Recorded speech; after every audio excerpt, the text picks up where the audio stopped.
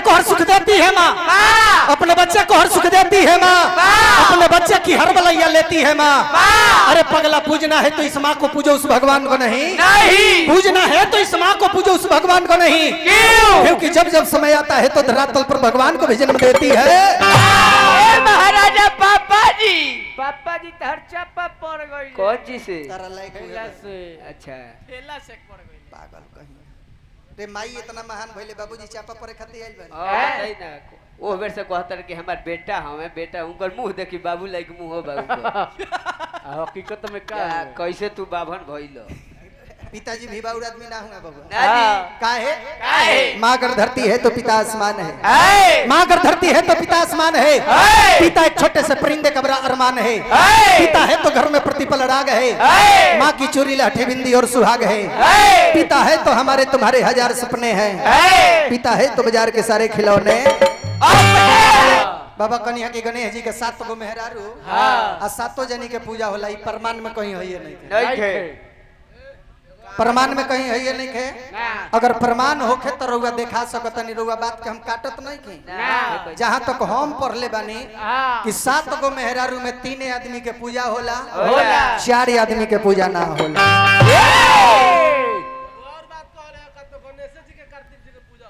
मारी मुंह बताओ। चली कोनो बात नहीं है, बड़ी राउर जानकारी रउआ लगे। लेकिन प्रयास करो जे गीत संगीत तनी निगदे ब्यास लुका दुए घरी नचनिया रखता। आज ले कोनो ब्यास के हिट लिस्ट में नाम नहीं खे आई। अरे नाम तो ऊ आई रहे। फिर मसरक से हमरा गाड़ी घुमवा के आवे के पड़ रहे। ऊ हनुमान जी जाना। अब कहवाओ बात हमनी से। वो अब ई हनुमान जी ना भामो पालियल हनुमान जी बाबू पाली। अब चलो तो गणेश जी के परिवार में बड़ी ही सुंदर लय। बाबा सुनावनी है कि एथिया चुभ चुभ चुभ गारे एथिए का जाने अभी इनका में का गौरी। बड़ी ही सुंदर ननद भौजाई के संवाद हो। एगो ननद जाके अपना भौजाई से कहती है कि ये भौजी ए भौजी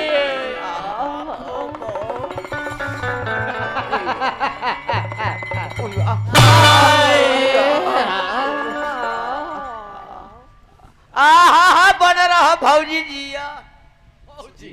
न तो तारा काला से सरौ मुंह तरी भौजी। तारा काला मरे तो भौजी मरे मरे। कतना भौजी तो उलिट गइली। नंदी जाके भौजाई से कलश के भौजी ए भाई सब सुख तो तू भोगिए लेलू। अब हम ही कोनो सुख नहीं की भोगले ना। कम से कम हमरो व्यवस्था लगवा। हर की है भैया भौजी घर में रसीता।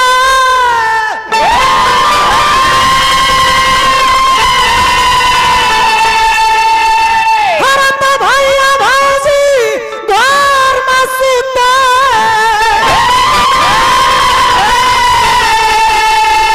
हर तो हम सुतिया नवारा।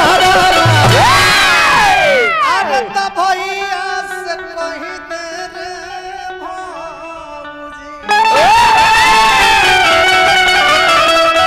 हर तो भैया से कहीं दे रे भौजी। हरे कराई दे सोरगा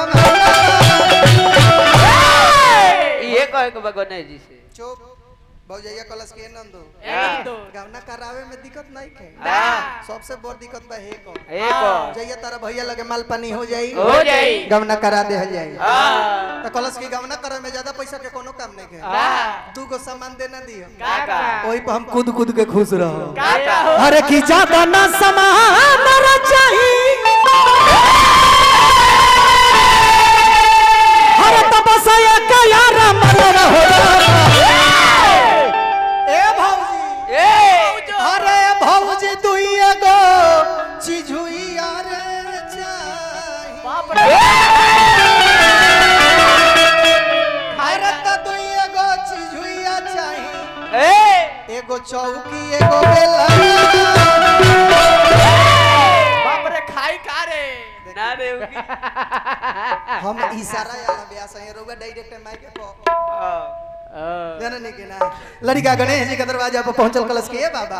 हरे की गौरी का लल्ला पूजले चरणवा बाबा। गौरी के लल्ला पूजले चरणवा बाबा।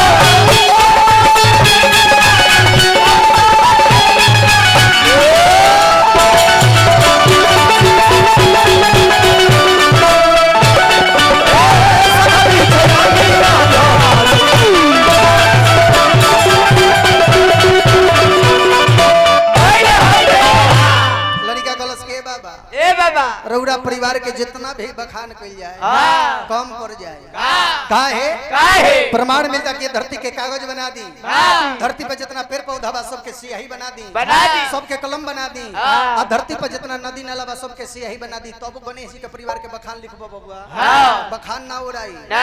ई सब कम पड़ जाए। हर एक बात के रउआ जवाब दे हो, हाँ। लेकिन अब ही तनी कंट्रोल में बनी। ना समय आई तो खाली मार लेबे तो हाँ, ना, खाली लॉय मार लेबे तो लॉय मार लेबे तो खाली ई सरवा हिंग हमरा के बदनाम कर दे। खाली लॉय मारे दो मारत रहती तो उनके लेका हम फाटल बांस हो मारी ले, लेकिन जानत रह कौन चीज कौन जी बस खाली हेल हेल आवे लगो हेल पिए एनर्जी ड्रिंक। अरे रहुए तो लड़का कलश के बाबा ए रउआ परिवार के का बखान करे के बा? क्या हर किया कदम दयावंत हरे चार भुज धारी तो लडुआ से भोग लगे उसके सवारी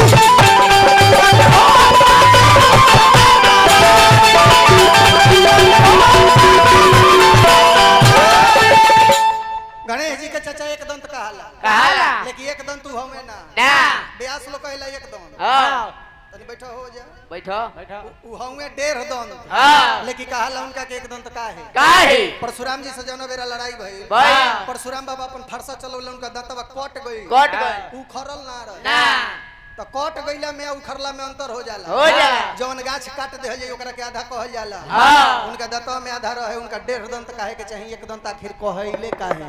काहे बताई हो 7 गो मेहरारू का फिर में मत पड़ी। बताइए हम रउआ से सवाल नहीं की करत बाबा, ना।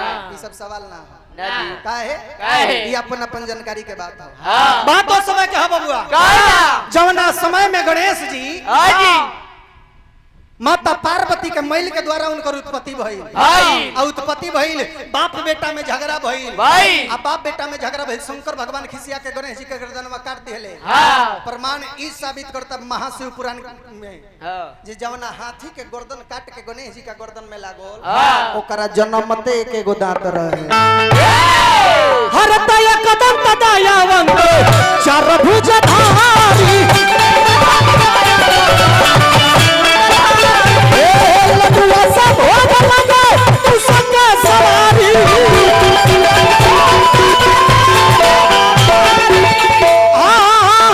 उसके सवारी बाबा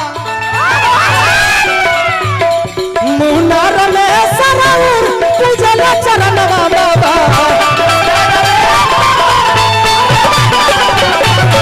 मुनर में सरऊर पूजल चरणवा बाबा सुमिरन में यही आ जाओ दे दीदा रसते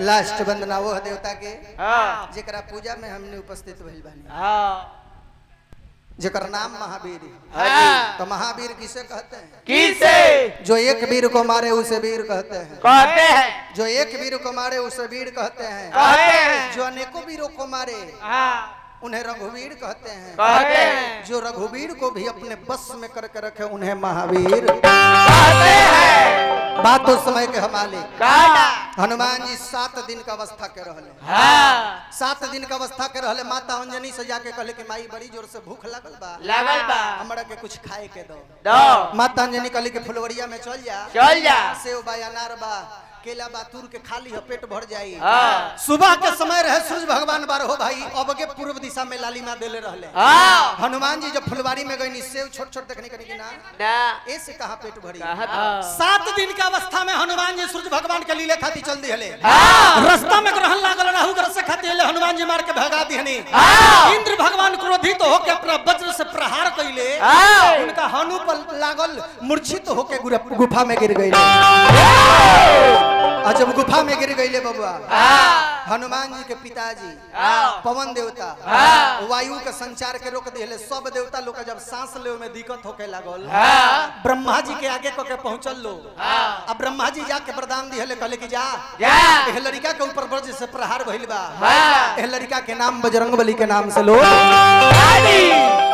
इंद्र भगवान वरदान दिले कि हम अपना वज्र से मरले बानी जमुना के चलते लड़का के हनु टेढ़ा हो गइल बा एह लड़का के हनुमान नाम से भी लोग जाने लेकिन हनुमान शब्द के विवेचन हमने के छपरा जिला के राय बहादुर शेक्सपियर भिखारी ठाकुर जी एगो नाच के पार्टी चलाते हुए हनुमान शब्द के विवेचन करने के हनुमान के लिखल जाला हनुमान के माने होला का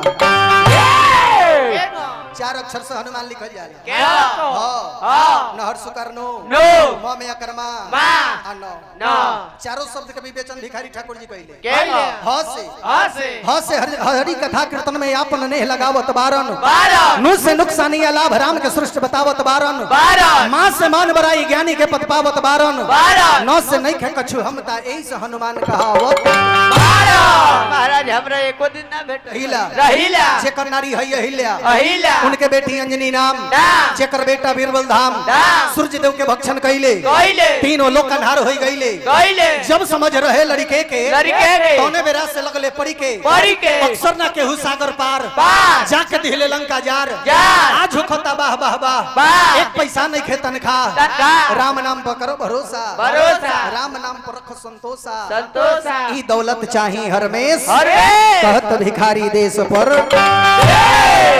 ई सबे घड़ी को हाथ आलो बेआस लो कहां से तो भूल आ गइल हुड़का कुटुम कहेला कुटुम पाहुन हित जवन हो हे भगवान तब भिखारी ठाकुर जी के बात आ गइल बताऊ है ले हां वो अपना जवानी में गौले रहले देखले नहीं खिंजा ना धोती पट दरिया भइले कन्हवा पर रच दरिया हो बबरिया झरी कना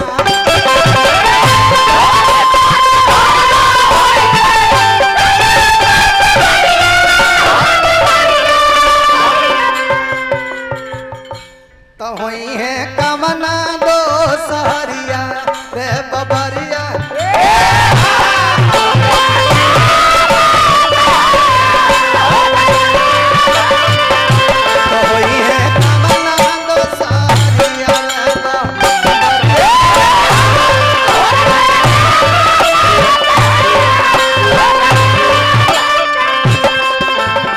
हमनी के घर जीवन के तरफ से आशीर्वाद मिलल पौलगी करम नारायण जी के कृपा बनल यही बात के बबुआ ओ मेरा गायत्री बाबा ना गावत रहले उनकर पिताजी गावत रहले जेकर नाम राम सिंहासन ठाकुर जी उहा का गौनी ए पूजा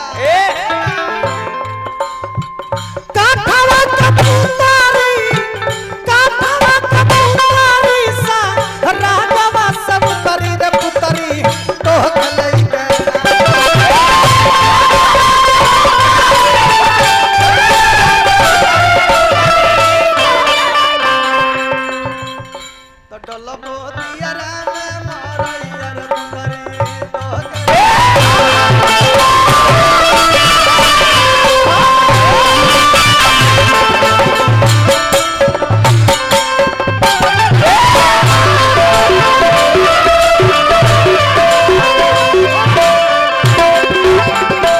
लड़का हनुमान जी के दरवाजा पर पहुंचल कलश के मालिक लाल देह लालील से अर्धर लाल लंगोर वज्र देह दा नौ दलन जय जय हे कपिशोर